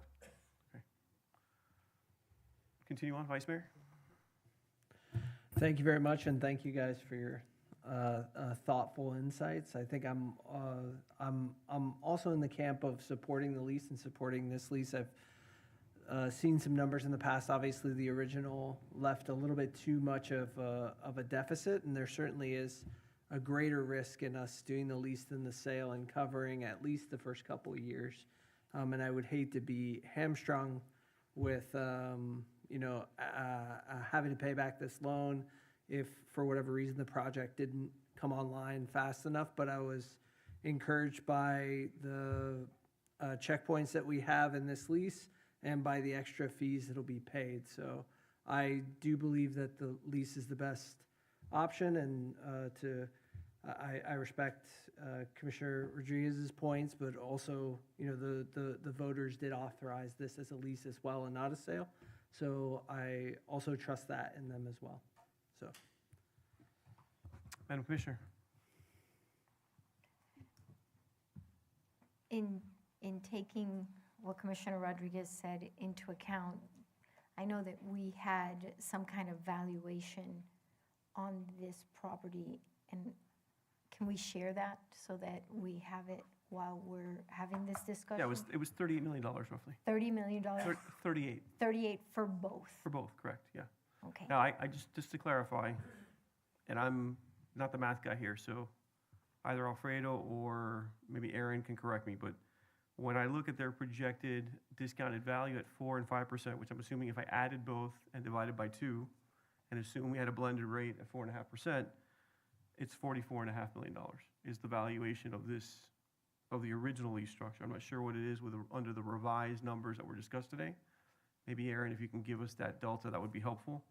But that comes out to about 22.25 million for each, sellable parcel. So roughly in the order of magnitude of what I think we are all hoping would be the comp, which is phase 2 for Avalon. So I'm sorry, I just want to throw that out there for discussion. And Yes, sir. if I may, Mayor, one thing to take into account, the NPV that Mr. Rodriguez is referencing is net of the city facilities. So you have to add, if you want to make it comparable, you have to add the $34 million to the comparable that he used across the street. Net, I'm sorry, meaning, yes, please. The cash flows that The we're ca- bringing to net present value are net of paying the bond cost for building the city facilities. So one Correct. way to think about it would be that the net present value is really the net present value of those cash flows plus the city facilities that you are getting as part of the deal. So in you're essence, saying it would it- be adding $34 million to our number. So you're saying, and I'm not sure I understand that, but you're saying, let's take your original deal that was upside down in years 8 through 26. I'm sorry, I don't want to hijack your No, time. that's okay, because this is, I thought this is what you were asking. So Yes. I'm only, respectfully. 31.8 at a discount rate of 5% plus the 34, you're saying? Correct, Is how we should look at the total valuation? correct. Okay. Alfredo, you want to explain that to me? yeah, somebody give me a total number. Can you just give me like a total number? Hey, if you split this in half, in the world that you're selling, blah, blah, blah. Yeah, so effectively you have $34 million for facilities that our project is effectively paying for, and then the net present value of every additional cash flow beyond what's going to cover the facilities adds up to another $34 million. So math man, oye, you're complicating my life. Okay. Right now, we have piece 1, let's pretend it's $20 million. We have piece 2, let's pretend it's another $20 million, okay? You're saying, to those $40 million, we need to add another 30-something million dollars because that's what the true value is. Correct. I'm saying the So- true value is 68, so in essence, each phase is like $34 million. Thank you. Okay, then, when we're looking at us By the way, moving. can I ask, is that net of the taxes or inclusive of the taxes? Ay, blah, blah, blah. Inclusive of the taxes, okay, so can you break that out for me? Oh, well. Okay, sorry, continue. Yeah, you do that, I'll ask like an hopefully easier question. So we are not taking into account here, as Mr. Ward said, where would we end up? So are we trying to even find like even if it's a pie in the sky number of what that would add to this overall budget of 41 million? So I'm pretending right now, let's say we have to find 30,000 square feet. And we're gonna be in that 30,000 square feet for 3 years. And the budget for that is gonna be $17. You know, are we doing that math right now so that when we are looking at this, we're taking that into account? We have not gone to the extent that you're talking about. Obviously, we have had discussions on it, but as it relates to finding opportunities and its square footage cost and outfitting that and things like that, we have not done that yet. Obviously, we understand that that's a number that we have to include in this. But I think that that number won't keep the deal from happening is the way I approached it. If we tackle these other things, this deal would go forward and we know that we have to address for that, right? So it's an important number. I just felt like these other numbers really are the core that would make this deal move forward or not. Okay, and when we're taking into account that square footage, you said something that I thought was very interesting. And I know this is not the word that you used, but would we be looking at opportunities for like flexible staffing? So some positions would be work from home, while this happens? Oh, yes, Commissioner, I mean, what I would be mindful of, that we may have limited opportunities as it relates to spaces, and we have to be creative. And I have to solve for the police department, because, you know, you could give me a Wi-Fi and I can work anywhere, right? Exactly. But, so we would have to be creative, that maybe if we have limited spaces, one of the things that we would consider potentially is hybrid staffing, so we don't have to do a one-for-one replacement potentially, and, you know, that's one of many things that we can try and think of. We're not there yet necessarily, but yes, we will figure out how to make it work, to provide the service that's needed, and those that come, obviously, transact some of the business that they do here as far as the public. And some of the back-of-house stuff doesn't necessarily have to be as public. So we'll look from temporary trailers to hybrid staffing to even some properties that may not be exactly within the city border, but could be a few blocks away. We will be creative. Okay. Thank you. And I'm sorry, and on the police Sorry. side, we also have to kind of be somewhat creative from an operational standpoint. Things that we do now because of the facility that we have and the Sally Port, and we may have to sort of be mindful of that and change, you know, how we do some of those things just for that interim period. Okay. And then when it comes to me for lease versus sale, you know, originally I was in the sale camp. I'm not necessarily in either camp at this point. I think it's, I'm trying to think of the nice way. Just say it. Nothing. It's, you know what? When I look at this, they both have pluses and minuses. You know, do we want to be a landlord forever? Maybe not. You look at the cash flow that comes along with that. It's attractive. You know, what does that mean in 20 years? I'm not sure. But I think either one of them could be great for us. Am I, you know, sell, or lease? Not necessarily. I'm gonna kind of, for lack of the right word, lean on you a little bit, because while I have a clear understanding of where we're going and what that means, I think I'd like to hear what you have to say. Sure. So, I think we embarked on this journey to ask the public to give us the flexibility to consider this option, which we did not have under the charter, and they were gracious enough to trust us to evaluate this. I think we've, want to compliment our team and the development team. I think we have exhaustively looked at every alternative. I have, as you have, gone from no way in hell would I ever sell a phase to I'm concerned about the debt service gap, and maybe it's more prudent, as Commissioner Rodriguez, to pocket some cash and then figure out what you want to do in phase two.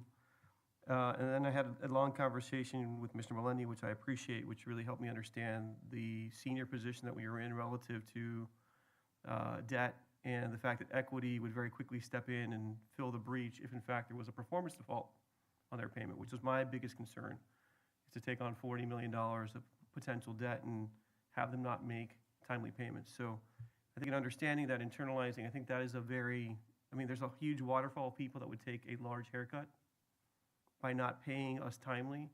I think then, you know, you'd have to be in a very cataclysmic environment close to like a 2008 for that to remotely happen. I don't think we're going to find ourselves there, well, you know, knock on wood, hopefully, ever again in our lifetime. I think that I asked this question because I have always chafed a little bit at the conflation of the value of the future tax, right, as part of the valuation of the deal. I appreciate you breaking it out, but I think this helps us see that there's probably about $11 million of value attributable to the future stream of tax payments over the life of the lease. And this tells us we're getting about $26 million or $27 million a phase, which I think, Commissioner Rodriguez, for me, the reason I'm going to side on the lease execution is we've been at this. If we want to sell, remember we procured this solicitation as a lease option. We would have to go back and invite our partner to do a P3 submittal potentially. And then we would have to decide whether their offer was richer than this or as rich as this, and whether this was a just value for us. If not, we could have to go back out to market and at least give people a chance to proffer an alternative. I mean, I think this is a great bird in the hand. I think this has been a great partner to work with. And I say that because they've been, not to mention, we have great counselors, you know, and Mr. Fernandez and Mr. Delgado, Larry, you know, Lenny Bierman, and you know, Barry, what's Barry's last name? Abramson. Abramson, thank you, as well as our team. I think we've been well advised, we've understood every potential scenario, and I think that this is a prudent deal, right? Could it be slightly better? Maybe, right? But I think it's one that certainly is not going to give me any headaches if we pursue this. I think over the long term gives us significant upside, right? Because today, if we sell, we're taking the value at a snapshot moment in time, and we may be selling early in what could be a market. If we really believe in the future of South Miami, I think as we all do, Commissioner Rodriguez, the thing I would say to kind of counter your point is that if the future is as bright and we are trying to curry investment, this structure is going to allow us to benefit from that growth, most accretively over the long term. I think we do need to kind of put a cap on what we want to take out of the GO to fund that. I certainly do not want to take $20 million. It's just going to mean that our cost of capital is going to be blended at a slightly different rate. But we can certainly say no more than $15 million, right, in any scenario. And certainly I think, you know, as much as I'd like to see a tennis center built at Dante Fasol Park, that would create a building there worthy of the park. I think it probably would be the short-term, a more prudent use of those dollars to, you know, buy down the cost of the debt that we would take on in connection with this project, so that the financials are healthy, the healthiest they can be in the near term and in the long term for us. So I'm a proponent of leasing, and I would certainly want to see us consider that as the preferred alternative. Any further conversation, Commissioner Rodriguez? Do you want to follow? I actually, yeah, so one of my concerns is that, and I look at our CFO, because in order to make our debt service payments, we have to take into account the rent and the money we obtain from 13th floor, CRA money. We have to also take into account that we're getting a 4.5 interest on the money that's in there. Things could change, interest does change. And I think there was But they have been changing in this market right now, I'm given what's just saying. happening overseas. Yeah. And there was one other, is there something else that goes, or? On time. Well, but I'm saying to cover the debt service, it's those three things that I don't have know to that all. We're not factoring in a CRA contribution into this at all. So just, yeah, so you are correct. Oh, and the ad valorem. Yeah. The property taxes. So those four things all have to line up in order to make the payments.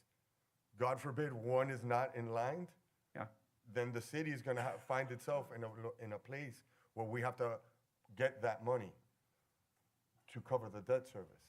At the end of the day, if we wanna grow, we wanna do all the great things that we all wanna do, if we're like this and strapped, trying to make the payments on one building, we're not gonna be able to grow everywhere else.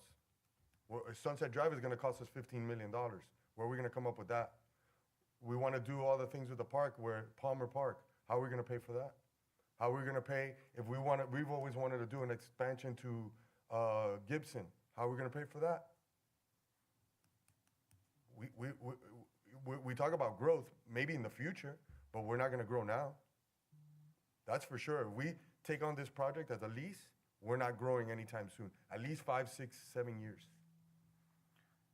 I don't agree, simply because, you know, we could still, let's assume we capped this at $15 million. We still have, I would say conservatively, $25 million of capacity that's coming online. We have to pay that debt service. Correct. Yeah, so. Yeah, well, that debt service comes out of our recurring revenue that we've been working on for the last 3 years to make sure our budget has a surplus once we retire the only debt we have outstanding, which is retired this October. So I think we have, over the last year, tried to create capacity in the budget. Forget about revenues of this project, just to borrow that money to start on the GOB program. Now, again, I've not been a proponent of taking GOB dollars for this project, but I think if it buys, I also don't want to borrow at 5.5% when I can save 150 basis points. and save us, $11 million in debt service, right? Which is more than what we would need to improve Palmer Park and probably another park. So I think that's the trade-off here. I think, I think money, the current Iran debacle aside, and I'll call it a debacle, it's my own personal opinion, and what it's doing to markets, right? That aside, markets hopefully in 12 months are stabilized again, and debt is still, for municipalities with a healthy balance sheet, which we are one, right, and a decent credit environment, debt is still cheap. And so I think we would be prudent to borrow in this environment, right? I think that's the biggest mistake the state has made the last 20 years. We've been paying down premium debt when we could be, investing future revenues today in critical infrastructure needs. That's kind of what the idea of our bond program was. And we've been fortunate the voters have allowed us to get ahead of even having projects identified for those dollars. And what we've done is created maximum optionality for ourselves, right? So that we're not forced to sell, which is the position that the city found itself when they looked at this project the last time in 2022, right? We didn't go to the voters to ask them for permission to do a long-term lease. We were forced to do a disposition. And I mean, I think that's a good thing. I don't think there's a right answer. Commissioner Rodriguez, I was in your position 4 weeks ago. I was having a conversation with the manager. I think the right decision is to sell the phase. But I don't think the default risk is nearly as significant as I thought it was when I understood where we were from a position on the capital stack, right? We're ahead of the lender, which is the most conservative investor in the deal. And we are, ahead of the unsecured creditor, which is the equity investors in the project. All those people, if they see the sponsor not performing, are going to step in and start to make at least the minimum rent payments so that we can, so they can preserve the right to flip the position to another approved sponsor. So that's how I see the transaction. I don't know if our council wants to Mr. Fernandez has done this with Doral before and a number of other jurisdictions. I don't know if you want to add anything from perspective in terms of the security position that we're in relative to a default performance risk. Yes, sir. And before, if I may, you through the may. mayor, there is another option where we don't have to go back to market and I'll ask the city attorney this, with an option of lease with an option to sell. Mm-hmm. We wouldn't have to go back to, because we're technically still doing the lease RFP, but now we can, adding the option to sell, let's say after a year or two, we give the developer an option that at year one, they have the option to purchase the property. We still start off as a lease. So what you're describing would be at their option? They would have the option to trigger a purchase? They would have a certain amount of time to do, by year one, you have to. It's not something we had contemplated, nor did, Taking advantage of both options. I think the difficulty. Hybrid approach. Yeah, I think the challenge with that approach is, they get to choose when they, We exercise. We tell them. No, I know, but they're gonna, if they see, so, we don't, I don't know. I'd welcome some thoughts from council on this or because if we give them the optionality and it looks like the trend is positive and they're gonna have better insight into the trend than certainly we are, they're gonna choose to exercise the option and lock us in on a value less than what we would see over the life of the lease. So I'm just concerned about that process because I'm gonna assume that people that are in this business and do this for a living are smarter about exercising those rights than I'm gonna be. But that's just my uninformed assumption. Yeah, just legally speaking, I would be concerned about going beyond the RFP. I think, we'd have to look at the RFP to see if we can fit that into that. I understand what you're saying, Commissioner Rodriguez, about it still being a lease, but there's an end, there's an out that turns into a sale, which is not really what was bid. So that would be my concern. I'd have to look at that. I don't think I can't answer that right now.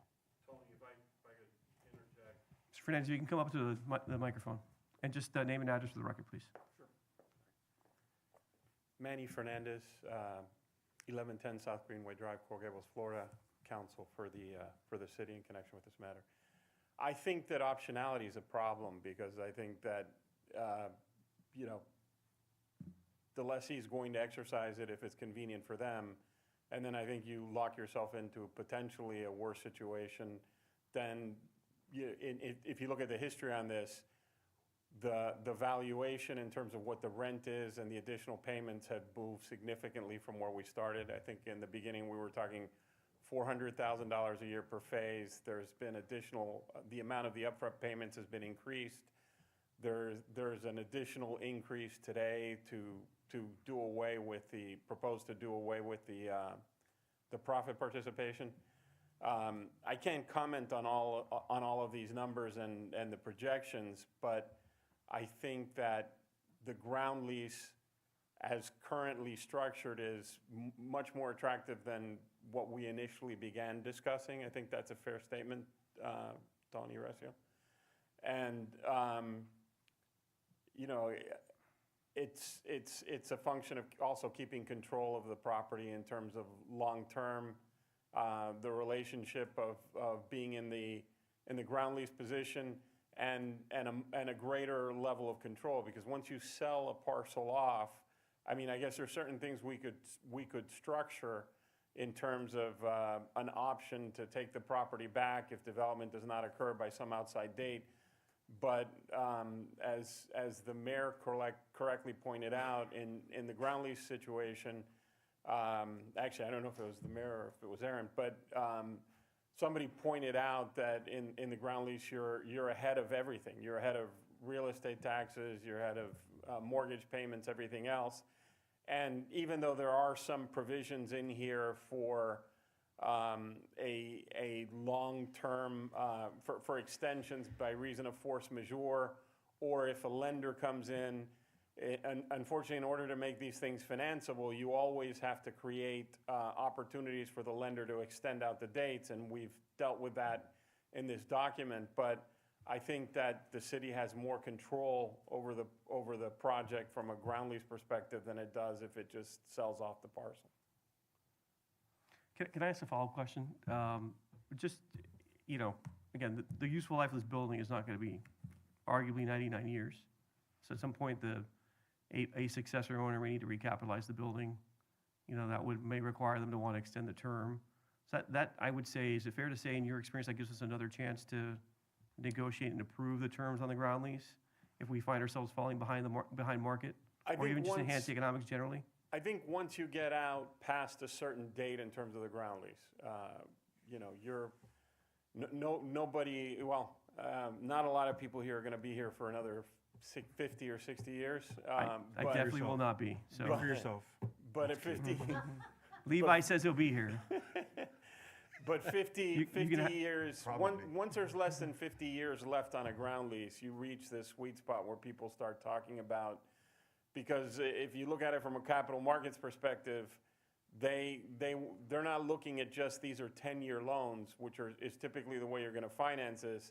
The capital markets looks at it as, what kind of term would this be amortizable over? And the answer to that is generally 30 years. So if you're under 50 years left in a ground lease, you know, you're looking at, you know, one opportunity to amortize it or two opportunities to amortize it before you run up against the end of the lease.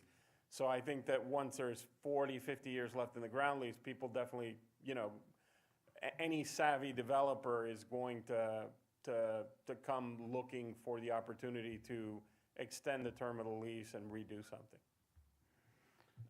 Yes, go ahead. No, I was just going to add to that. You know, at 30 years, and we're at 25, 30 years with a cash flow analysis showing that we're going to be cash heavy, which we can help repay down some of these loans.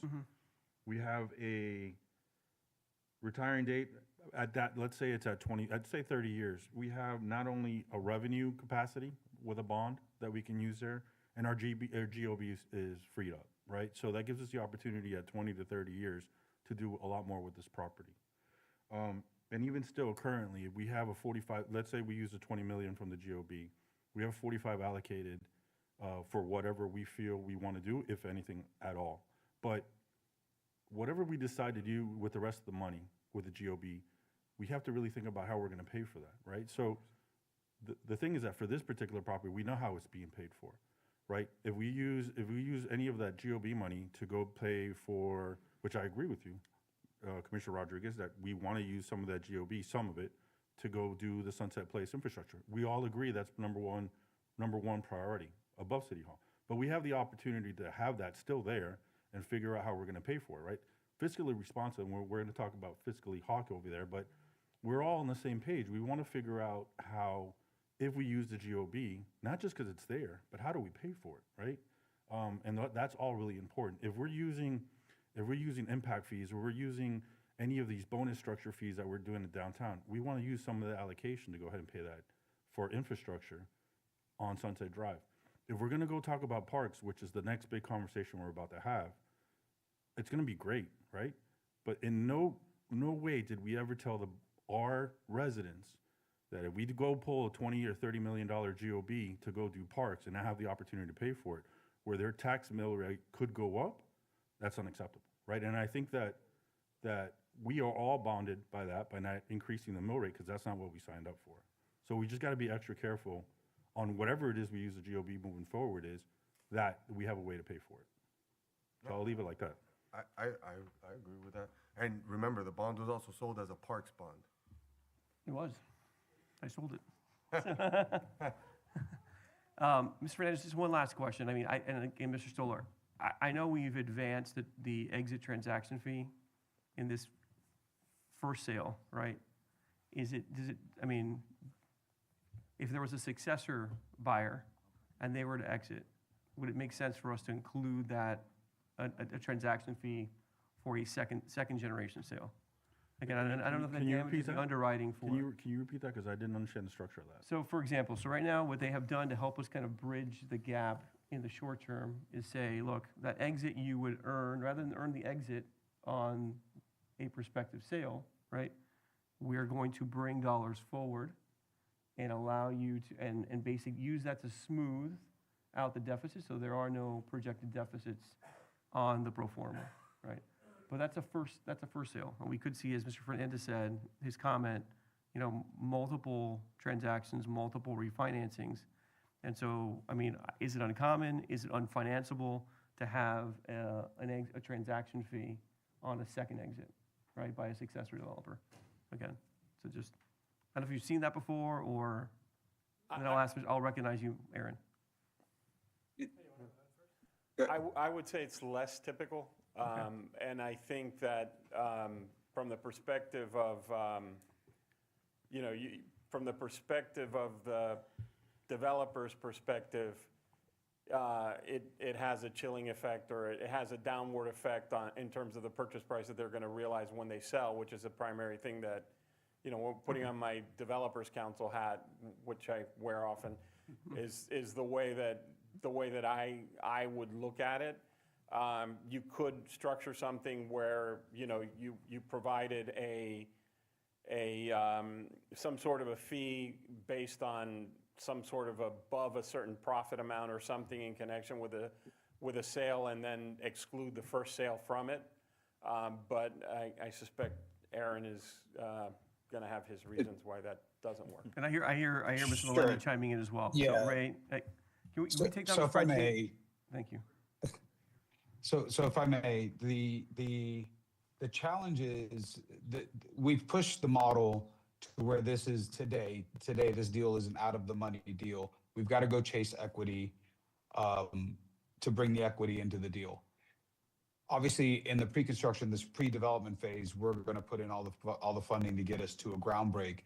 But at some point, we will bring equity. The equity markets at that time, today won't work. The deal doesn't pencil. We think it will within the next year and a half. The challenge is equity. It doesn't know what it's going to pay out. It doesn't know what their profits are going to be. They're making assumptions. And when you tax them with a exit fee, it makes it very hard for them to sign on to a deal. It just use the it tax creates a word. challenge. Well, sorry, I apologize. I'm just playing with you. That's a bad word. Yeah. But they will look at it that way, and they will see it as a penalty that they can't underwrite. To Aaron's earlier point, they can't underwrite it because they don't know what the exit's going to be. And it's very difficult. Understood. The only other thing The Yeah. only other thing I would add to that is just to give you a sense of scale. When we originally put on the term sheet, it was on the term sheet a one-time fee, was a quarter of a point, and it was estimated to be $400,000. And the upfront payments are $2.6 million, so in essence, it's like six Six transfer sales, yeah. fees. So it kind of already includes the, It's being a little piggish, I'm sorry. No harm in trying, so. Benefit of the people. There you Good job, go. buddy. Anybody else have any thoughts or comments? Okay, is there a motion we want, are there any modifications we want under either scenario, first of all? Lease or sale that we want incorporated? What did we talk about here? So let's, do we want to make a decision on the fifth floor? The fifth floor, in terms of the underwriting for the model? We don't have, Under the term sheet, you don't have to make we that don't have to. election yet. It allows us Yeah. to make that decision by You when? have, I believe you have 3 months after the execution of the project agreement. documents. Okay, correct. To make Okay. that determination. Okay, so we could potentially kick that into the fourth quarter of this year. Okay. We can make it sooner if we want to at some point. I mean, I for one would just say, let's just underwrite it today, because it's, I mean, to me, at our cost of capital and, you know, prospective rents, I'm gonna look at it as a market opportunity in the near term, even if it becomes taxable. I think it's, you know, you've got like a 2-to-1 margin on what you're seeing in terms of minimum rents I agree in with this that, market. but- So, but I'll leave it up to my colleagues. I'm okay with that as well. yes, sir. Is it possible for us to get more information on that? 'Cause Sure. we do have time, just again, like Let's square leave it, footage, let's leave it as necessity, things presented like in the base term sheet then, okay? Okay. Can I say something? You recognize, yeah? Thank you. I think that if we do end up doing that floor, we have to be extremely mindful that we don't say, oh, we're gonna give it to this nonprofit and this nonprofit and this nonprofit, because realistically, when the day comes that we need the space, the optics of kicking out a nonprofit are horrid. So I think that we would have to agree that that's not something that we're interested in doing, because the back end of that, The only caveat to that, and I think Mr. Resu can correct me if I'm wrong, we could try to restrict our ability to do that, but any successor commission can change that. Yes. So that we can't forever bind anybody. I would love to be able to, because I share some of the concerns, some of the reasons I also agree with my colleague here about a sale is you remove some optionality from future commissions, you know, may not always make, you know, the best decisions. That's one of those things where, you know, I think we need to certainly set the example. And I think once we show the revenue potential, if in fact it gets built, you know, and the numbers are what we expect them to be, it's gonna make it very hard for people to pivot to occupying that space with anything but a for-profit company, yeah.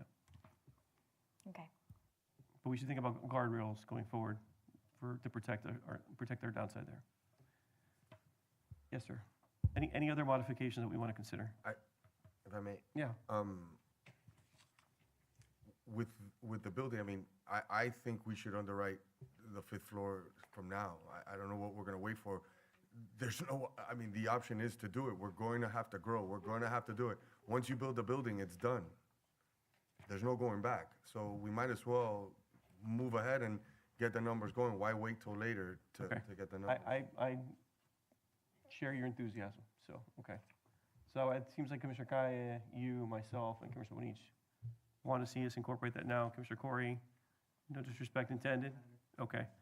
So let's modify the term sheet to assume that we're gonna, or require the fifth floor. Further modifications we want to discuss. I would like to see a modification to the term sheet that provides an affirmative obligation on the part of the developer to use best efforts to procure the access road to complete 73rd Street, the eastern portion, so we have additional access to the site. This is the the intersection where South Miami Hospital is? Essentially build out, we had talked about that connection east to west, 262nd, to enhance The one circulation. that might be going through the garage. Correct, that's exactly right. Okay, and I actually have a question. Yes, please, go right can ahead. can I just say something? Oh, Question or comment on that? a question. Oh, we've got a hand up by Mr. Melendi. Okay, hold on. You want to go first, sir? Express any reservation about that? This falls under the no good deed goes unpunished, because I believe that was one of my ideas It to connect the was. 62nd. Congratulations. I loved it. So I see that. So I don't love best efforts. It makes it I love Commercially commercially reasonable reasonable, is and we're all fine. going to work together to get there. Yes. I'm not an attorney, but I'm going to play one for a little while. Okay, thank you. Oh, boy. He's at a- Stayed at a Holiday I just Inn wanted, Express. I just wanted to address so it doesn't continue to kind of linger out there. Okay. I was trying to impress my wife, who's listening, by the way. Oh, Yes, there by the way, you go. that was very impressive. That was very impressive for her benefit. So would we be looking for this to happen when phase 2 is done? Or are we looking for them to give us like an access road before I phase think two? I'd like to make sure it's there for the benefit of the project, day one. Okay. Mayor, if I may? Yes, sir. I'm you're sorry, recognized. he was Oh, first. sorry, my apologies. He was first. Rodriguez and then Kai. I gotta make my list. So, I don't want to see Ray's laptop going over that balcony, but I'm gonna bring up a question that is going to be asked of us. It's already been asked of us, and we have to make a decision on what we're gonna do with the Silver Martin building. So I think this, the term sheet, can you address that, Mr. Resio, what the term sheet provides for right now? I think it does provide for attempts to preserve it initially. Remind me. No. No, it does not. The term sheet is silent on Okay. the ultimate disposition of Silver Martin Building. I Okay. would tell you the site plan would guide that. Okay. So do we want to express a preference? I mean, I don't know, what are the options? Are we moving the building? Are we keeping the building? Well, where the it is? building's moving. I mean, as the site plan is currently configured, so let's be clear about that. I mean, if we're gonna advance the proposal that they've outlined thus far conceptually, the building's moving. So- Mr. Melendi is recognized, if you want to clarify. That There you laptop go. is flying. Well, he's very quick on raising the hand. He's got that feature down. I found the button. So we have every intention of, we want to celebrate the Silver Martin building. I don't know that we have space in the current site plan as configured to maintain the entire site plan or the entire building, as it would encroach into the park and the green space that we want to preserve. But we think there's a lot of different ways. We've had a couple different conversations, and I think we could take many parts of that building and add them onto the new city office building and the library, and celebrate that building in many different ways. It could be even we can rebuild a portion of it with a children's reading room in the library. We can make the front entry portal part of the stone. We could use the stone and the trusses and the entry feature. So there's a lot of ways that we could do this and celebrate the Silver Martin building without rebuilding the entire building, which would be very difficult. Commissioner Rodriguez, did you have a specific idea that you wanted to incorporate into the term sheet? No, not necessarily. I just know that it's important to our residents. I don't know, it is, and that's ultimately who we respond to. So there may be kickback if we don't salvage the whole building, or, I mean, I think Mr. Melendi's options are good options, but, you know, Okay. I'm not the one that's gonna Any make idea- the final decision. Do we want to explore options to preserve some, all, or a portion of the building? Do we want the developer to bring us back a proposal that shows the preservation in whatever form is most feasible? Either for the entirety of the building, a portion of the building, or elements of the building? Yes, sir. Yes. Would you leave open the idea of if the building could be relocated off premises? It could. I mean, it's gonna be basically deconstructed and reconstructed. Yeah. It would be I my, mean, The rear side obviously was an addition, but the study that was done years ago by that company that came in, obviously was you thinking about moving it to Dante moving the Pacell? building. Yeah. No, That's the new tennis building? New tennis building. That's the new tennis It'd be, building. it'd be better than the current. That was quick. By light years We building. just saved 3.5. Yeah, there you go. Well, actually, no, it might cost us more. to That's move it. more of it. Yeah, no, so, sorry, Mr. Manager, what were you thinking? no, just if that option is. I'm is fine with open, language that we could- addresses the preservation on site in part, whole, or elements of it, and the option for, or a relocation option. And I think maybe if there's a relocation option, I would say we should be required to conceptualize that and provide it to the developer so they can figure out what the cost is. Mr. Melendi, does that sound fair? If we want to relocate it, Yes. we'll solve for that issue. You can give us ideas on how we can either preserve it on site, preserve portions of it, or preserve elements of it. That seem reasonable? Yep. Yes, absolutely. Okay, all good? Okay. Commissioner Kaya, you recognized. Mr. Attorney, do we have anywhere in the term sheet that we're discussing the actual construction of said municipal building? For example, the options of having, like maybe, I wasn't sure if it was put into the actual term sheet, the basement options, the cost structure of the building at 34 million, like is that, what does that include? Is that in the term sheet? So the cost structure is included in the term sheet. That 34.7 was solved for, was the result of the evaluating the site plan that was put together that includes that basement structure. And Aaron Ray, if I'm speaking, if I'm being inaccurate, please let me know. But that was based on the site plan that you all had reviewed, that had been presented to you, that evolved over time, that included the basement parking. Okay, So I just that- want to. That 34.7 is inclusive of that. That's correct? Mr. That's Melendez? correct. Okay. That's correct. But is that in the term sheet? Like, is there? The actual site Is it plan actually is called not. out that way? The actual site plan is not, the 34.7 is. It does not call out the basement, but that would be part of the project document. wanna They would reference- refer to a site plan. I guess my question is, the 34.7, Yeah. does it include the actual cost of construction? That is the actual cost, including It basements and includes, everything that we've included? yes, it includes hard and I'm just soft. not, I'm not understanding how we're marrying Guys, that, that's all. Let's, I've got a hand up and I've got two people talking to each other here in an open colloquy. So let's clarify. Mhm. Okay, I think right now we have a cost figure, Yep, but we have not incorporated a reference to the conceptual site plan that's right. that we have approved. So maybe we should have in the term sheet, We right? can certainly do A that. provision that requires that the plan be evolved consistent with the conceptual site plan, right? Which is estimated to cost, I would say, not 34.7 inclusive of the library, of which the city elements are 31.7, because we're talking about a $3 million contribution from the county, since it's, I think it was $7 million that was represented the library would cost. Right, Okay, 4 million of which, yes. it- 4.1 million of which we're underwriting. Right. It also includes 100 parking spaces in the Phase 1 garage. Correct. That, the I 34.7 heard- yeah, that's in there. includes that. Yeah, yeah, yeah. That's right. Okay, what it does not include is the additional floor It does not include the additional floor. It does not include and the FF&E, the FF&E. correct? So why don't we reflect the total cost less the amount that the county has to contribute for the library? Total cost less, okay. Make sense? And tie that to the conceptual site plan from a cost perspective.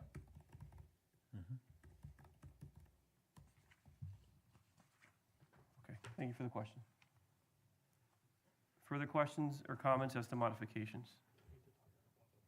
Mr. Melendi, I want to ask you a question. If we ask for a termination right because we're not able to reach an agreement with the library, would that tremendously offend you? I mean, my thinking for asking for it, sir, is that I think part of the public benefit that we're trying to preserve here is the open space. And, no offense to the prior iteration of the plan for the site, it was a very densely built-out site, right? I think this provides, as we've decided to go more vertical, which opens up more green space that can be activated or used by the public. I think we lose that optionality, I think it's fair to say, if we don't have the library site. You agree with that? Yeah, so what I would ask is the opportunity to, and I get it, if you lose we can't get the library site, we're gonna have a challenge hitting the green space. What I would ask is the opportunity to revise, because we're gonna spend considerable amount of money between now and the time we're ready to break ground. I would ask that we have the ability to revise and submit a new site plan that that tries to incorporate the full park and the library. Maybe the library eats into our retail, and it's in the ground floor of one of the buildings. There's just different options, and I'd hate to just throw the baby out with the bathwater simply because we couldn't get the library. I think we will be successful in collectively with the library, but it's a good discussion that we should be having. And again, you'd be fine with us reserving the right to approve or deny that modification before? Sure, you have that now, so yes, I think that's right. I mean, I think Tony's going to add the current site plan as a concept. What I would ask is, you've mentioned it, you could have a different commission. What I would ask in that sense is if the site plan, so long as the site plan is relatively in the condition of what's approved or part of the lease document, that would be, I'm not saying it has to be approved because I don't think you can do that. But if we submit a site plan that is reasonably in the manner of which it's attached to this ground lease, then that termination right shouldn't be there in case there's a new commission that just changes the direction completely. Okay, I think that's a fair request. okay. So my lawyer's thoughts on language that we can artfully include as a modification that addresses that contingency. I think along, Sorry. I think along the lines of what Mr. Maleni was saying, that just provide that the plan is based on the notion that it will include this, the library, and then if it's not, then the developer just has the ability to propose a revised site plan that has to be acceptable to the city, and if it's not acceptable to the city, then the city has the right to terminate the agreement. That's fair. Okay, I'm okay with that. thank you. Thank you, Ray. Colleagues, anything else?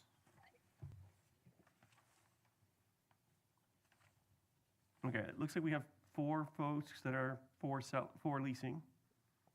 And Mr. Rodriguez's express preference is to sell at least one phase. So I'm going to assume we're going to keep the term sheet in the posture of a lease. Fair? I say yes, because literally if we were then to hold on to the sale, I think this kind of falls apart, and to borrow Ray's term, we'd be throwing out the baby with the bathwater. Yep. So because of that, then I say yes. I mean, both of them are good ideas. I think Commissioner Rodriguez brought up a lot of very valid points that I think we all really need to think about, but I don't see everybody else switching to sell. So it would be silly to say, I'm gonna hold out for sell, you know? Okay, so we'll keep it in a lease posture. One last comment, just curious, on page 11, Mr. Rescio, in the security for completion of construction of the civic improvement section, Yes. we've identified 13th Floor Fund 5 LP as the acceptable guarantor. And there's a proviso that they have a net worth equal or greater to the civic improvements budget and unencumbered liquid assets equal to or greater than 25% of the civic improvement budget. We describe liquid assets, but do I read that language to mean that they are a pre-approved guarantor? We've already confirmed that, or that guarantor, that confirmation of those conditions Yes. needs to be verified? So, no, Because it that needs to be, shall be acceptable. that will need to be verified. Yes, Okay. yes. I don't know if we need some language, But we are, or that'll be addressed in the, that will be addressed in the project documents. that's fine. That's right. Okay, that's all I had, so. Okay, with those as the modifications, any other? Okay.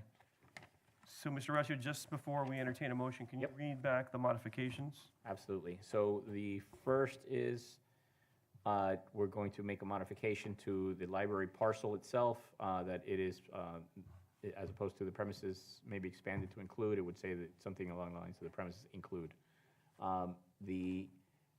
There will be an affirmative duty for the developer to obtain access, commercially reasonable efforts to procure access road to 62nd Avenue. Again, their plan includes that, so that's what they would be implementing. Speaking of the plan, we would tie it to the specific conceptual site plan that was reviewed and tacitly approved by this commission. We'll identify it by name. We might even add it as an exhibit. The Silva Martin building would be either preserving the building, portions of the building, or elements of the building, or potentially relocation option Would that be at the city's expense, or is that or is that a 50/50, a potential relocation of the Silva Martin building if it was to be relocated off-site? I didn't catch, I have that blank. I would imagine it'd be at our expense, no? I would think if it's off-site. Yep. Gotta add that. We could add that, yeah. If we do it, yeah. It's gonna be expensive. And then in terms of the budget, the budget that for the civic improvements would be the total cost less the amount the county has to contribute to the library, and we will be adding the 5th floor. And then finally, plan is based on library being, the site plan will be based on the library being included. Developer can propose a revised site plan acceptable to city. If it's not acceptable to city, city can terminate. Okay. Those are, Those are the modifications. Yeah. Any questions on the modifications? I had one other question, and this is to Mr. Melendi. The term sheet reads, there's a Hometown Heroes program, and it reads that the developer's basically charged with developing a marketing plan for targeting those renters. And I'm just asking, is that something that we're better off doing as a city, or is that something that you want to ultimately retain responsibility for? We could do it either way. We'll have a property leasing department that would kind of put the program together and all of the collateral that we would then share with the city. And then I think in partnership with the city, we would ask that you disseminate to your hometown heroes and help kind of get the Socialize word it. out. Okay. Yeah. Yes, sir, you're recognized. City attorney, in the term sheet, yes. is there an affordable workforce housing aspect? There is. What is it, 10 There units? is. It's 10% of the total number of units, so 67 units. Would Okay. have to be at the workforce level at the 120%. And then a 5th of those would have to be at 100% AMI. Okay. Those are the 2 levels. Okay, so I'll just finish off by saying, obviously I've made my argument towards the way I thought this was best way to go. My colleagues have decided that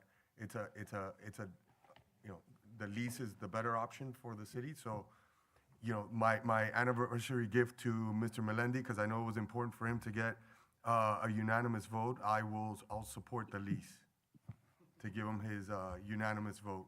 Thank you. Okay. Thank you. Everyone understand the modifications? We're good? Is there a motion to approve the term sheet with the modifications discussed?